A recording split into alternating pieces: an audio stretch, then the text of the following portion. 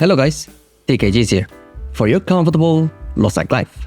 In this video, I'd like to cover the recent status and improvements that was live on the LostArk KR, as the KR region update progression are quite slightly ahead than the global, so I thought it'd be great to share some of those infos for your LostArk journey. Now follow me, I'll show you what you need. In the last update of February, a new adventure island was added, which is located near the Rim area. The newly added island can be entered from 1640 and offers new daily tasks to perform. The new island includes island token as well as Mokogo seeds. The new island token can be obtained through daily tasks with exchangeable tokens acquired randomly. Additionally, daily tasks provide a new exchangeable item, corn, which can be exchanged with NPC on the island for various materials. Although there isn't anything particularly special, it primarily offers with Tier 4 related items, which could be considered a significant distinction from the other exchange shops. Actually, the last week of February and the first week of March are representative holidays in Korea. Consequently, the Hot Time event has been added from March 1st to March 4th. Players who play for 1 hour daily will receive various rewards, mainly related to Tier 4 materials, cards, and battle items. Unlike previous reward, this time there are no additional skins or toys, so the reward consists only of common items. Nonetheless, if you are playing in Korea, make sure not to miss these 1 hour play rewards. And there was a major balance patch in February. I assume most of you are already aware of it. Still, I would like to summarize some of the balance adjustments made in this update from this video.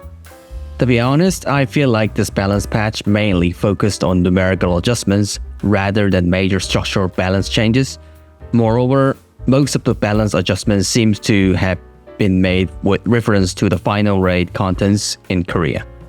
Honestly, I didn't expect this balance adjustment to involve significant structural changes.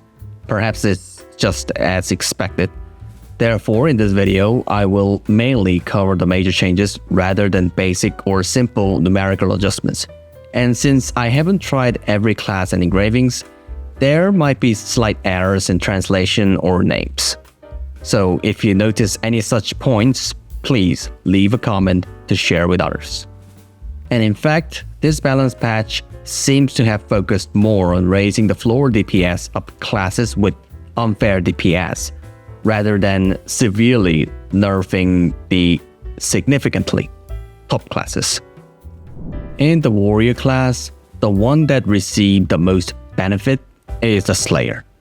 Slayer could be considered a class that received structural adjustments.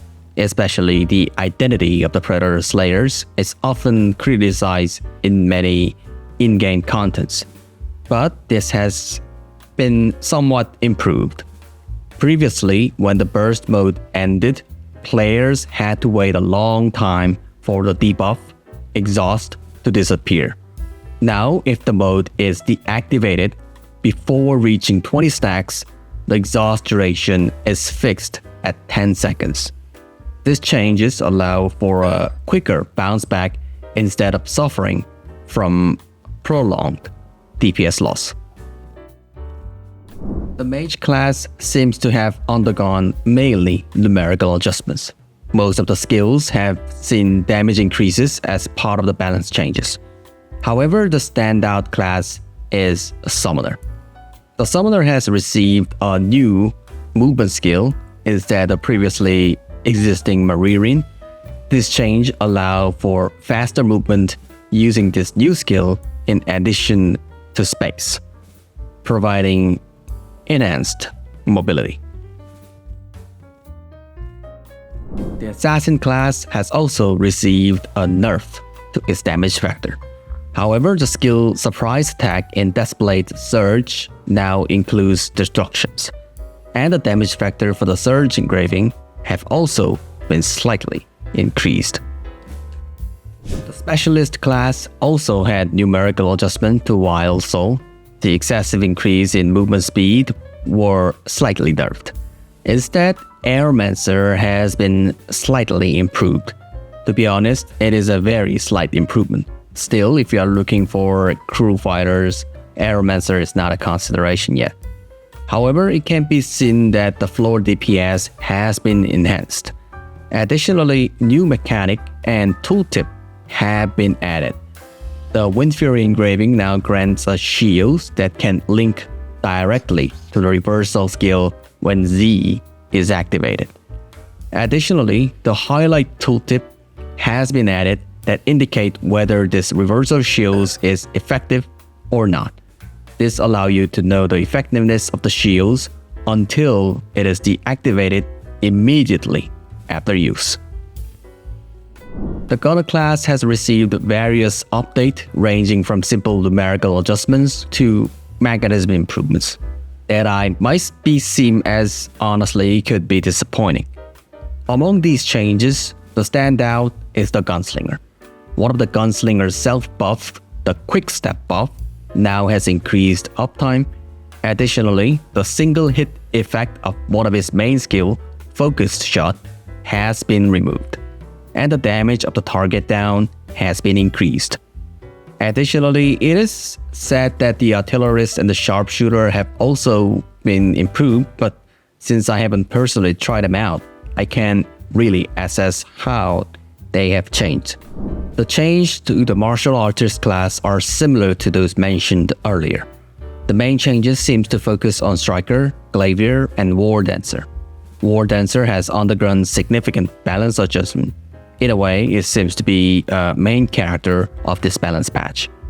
Perhaps the martial artist class has received the most modification. Additionally, Striker is currently receiving decent assessment in the community for his damage performance. The patch notes are extremely long, and since I haven't tried all of the martial artist classes, it is quite difficult to give an accurate assessment. However, the community has expressed dissatisfaction with that fact that the Scrapper and the Soul Fist were passed over without significant changes. Actually, this balance patch seems to be getting fairly positive feedback. Of course, there are still structural and overall adjustments that need to be made, but aside from a few classes, there aren't many negative reviews. This balance patch appeared to have been conducted quite well, reflecting a lot of statistics from Act 3. One thing I'd like to point out is that I hope balance adjustment happen more frequently. Due to a long interval between updates, once a class become unbalanced, it tended to be completely unused. This is strongly reflected in the population statistic of the classes, where OP classes are particularly concentrated. Nevertheless, I think this balance adjustment has been relatively well done, and I hope the next patch addressed the classes that were overlooked this time.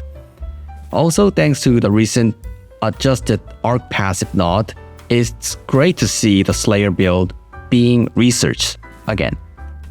As the director promised in live streaming, a cosmetic-related update was live in the first week of March. This week, that is, this Wednesday Korea region update includes 2 new hairstyles for male and female characters, 4 new transform skins for transform classes, and 2 new skins for Naria dress room was added. The new skins consist of part separated skins and integrated skins. For more details information, try to check out the link in the comment below. That's it for this video. Thanks for watching everyone, and always, thanks for your big support. Hope this video was a little help for your LostArk journey. And of course, if you like my videos, hit the sub for more upcoming infos. I'll come back with more useful infos in the next video.